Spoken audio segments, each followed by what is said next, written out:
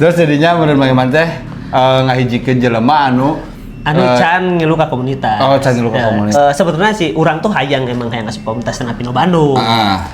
Cuman waktu pas juara eta kan orang minta pin BB kan dulu waktu itu zaman pin BB orang minta si Firman. Makanya kan ngajak ke Stand Up Indo Bandung terus orang minta pin BBM-na. Oke, pas balik ke imah orang dek nanya yeuh iraha sharing, iraha ngumpul ternyata aing di Delkon. Jadi Mang Eman teh hari teh diberi harapan palsu. Asli anjing. Jadi barisan sakit hati geus we lah ngajeun komunitas orangan kajedor. Ya akhirnya jeung kajedor sorangan. Anjing. Pas open mic diontrong. Oh jadi hari teh pernah diajak ku Stand Up Indo Bandung. Betul, karena kan dulu si kajedornya problematik lah. Oh, nasib sia Mang Eman. Asli, tapi bersyukurnya adalah ketika di ontrog eta kan orang jadi apa gitu, orang dirangkul.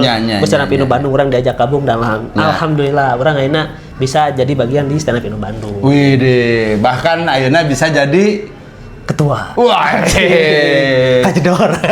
Ketua kajedor.